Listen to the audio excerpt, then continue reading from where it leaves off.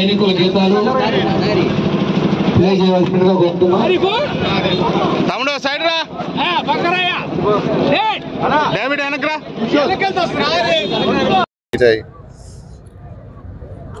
మీకు అందరికీ తెలుసు, పాకిస్తాన్ ఎలా టెర్రరిజాన్ని ఎంకరేజ్ చేస్తుందనేది మొన్న 26 మందిని కాశ్మీరులో పొట్టన పెట్టుకున్న వ్యవహారం అందరికీ తెలిసిందే. అయితే ప్రతి ఒక్కరిని కలిసి వేసింది ఆ సన్నివేశం. ఎందుకంటే భర్తని భార్య ముందే కాల్చి చంపటం జరిగింది.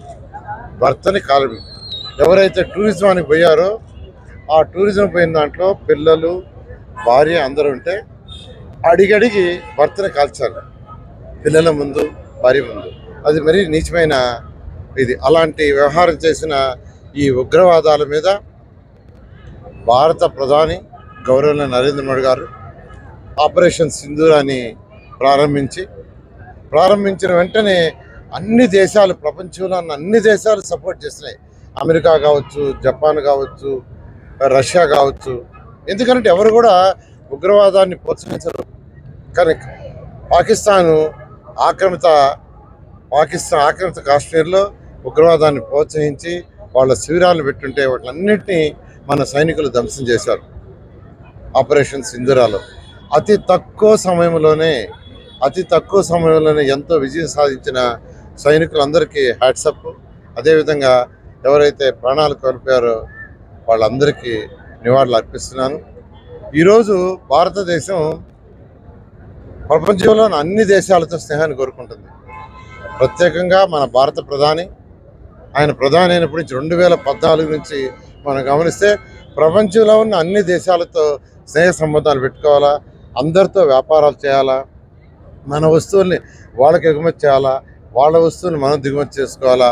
ఆ విధంగా ఆర్థికంగా భారతదేశాన్ని నెంబర్ 1గా ప్రపంచంలో చేయడానికి ప్రయత్నిస్తుంటే పాకిస్తాను ఈ యొక్క ఉగ్రవాదుల్ని ప్రోత్సహించి ఇలా చేసిన దానికి బుద్ధి చెప్తామని మొదటి రోజే భారత ప్రధాని చెప్పారు.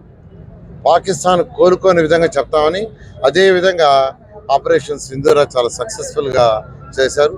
అలా చేసిన వీళ్ళందరూ కూడా మరొకసారి నేను ప్రత్యేకంగా ధన్యవాదాలు తెలియజేస్తాను.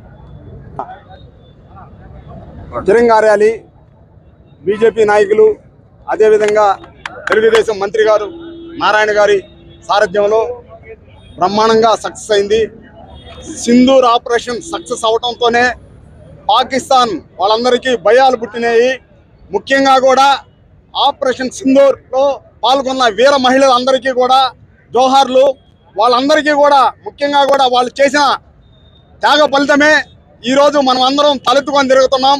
ప్రపంచ పటంలోనే పాకిస్తాన్ని తీసేయాల్సిన బాధ్యత మనందరి మీద ఉంది.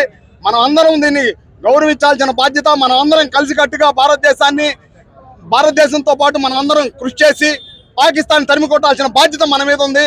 పాకిస్తాన్కి మన జనాభా అని ఊస్తే పారిపోయే పాకిస్తానీలు వాళ్ళందరినీ తరిమి కొట్టి మనం బాధ్యత తీసుకోవాలి. జై భారత్ మాతాకి జై.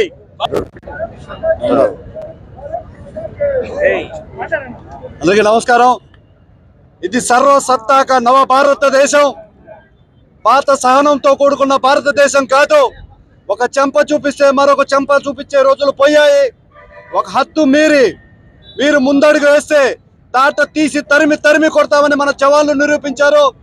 ఈ రోజున సరిహద్దు ప్రాంతంలో నా మహిళల సింధూరం తీసుకోపోవాలని చూసిన మిమ్మల్ని పాకిస్తాన్ చివరి పౌరుడు వరకు వెన్నులో వణుకు పుట్టించారు మా గౌరవ ప్రధాని నరేంద్ర మోడీ గారు.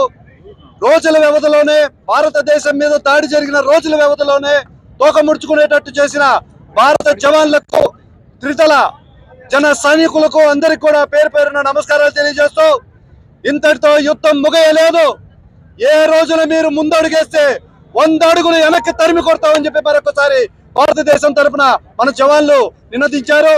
ఈ రోజున పాకిస్తాన్ మత ఉగ్రవాదాన్ని సరైన రీతిలో ఎదుర్కొన్న భారత ప్రభుత్వానికి, జవాన్లకు, ఈ యుద్ధంలో మరణించిన వీర జవాన్లకు నివాళులర్పిస్తూ పేరు పేరున ప్రతి భారతీయుడు కూడా జరిగిన యుద్ధంలో జవాను వెన్నంటి ఉన్నాడు. భారతదేశ స్ఫూర్తిని ముందుకు నడిపించే సమయ స్ఫూర్తిలో ప్రతి భారతీయుడు కూడా భారతదేశ ప్రధాని యొక్క గౌరవించబడి ముందుకు నడుస్తారు మరొకసారి తెలియజేస్తూ మరెప్పుడూ భారతదేశం జోలికి రావద్దని, వస్తే ఇంతకింత సమాధానం చెప్తామని ట్రయల్ రన్ యుద్ధానికే తలకిందులైన పాకిస్తాన్కి మరొకసారి సందేశం ఇస్తూ పవన్ కళ్యాణ్ గారు సత్యం ఏదైతే చెప్పారో దాన్ని వక్రీకరిస్తున్న సూడో సెక్యులర్ వాదులందరూ కూడా మరొకసారి చెప్తున్నాను, పవన్ కళ్యాణ్ గారే కాదు నేను కూడా చెప్తున్నాను, మతం పేరున జరిగిన ఉగ్రవాదాన్ని మీరు వక్రీకరిస్తే, పాకిస్తాన్ మీద మీకు ప్రేమ ఉంటే పాకిస్తాన్కి వెళ్ళిపోండి. మతస్థులందరినీ అనట్లేదు, మతం పేరుతో ఉగ్రవాదం ఎవరు చేశారో వాళ్ళకే చెప్తున్నాను, పాకిస్తాన్ మీద ప్రేమ ఉంటే తిరిగి వెళ్ళి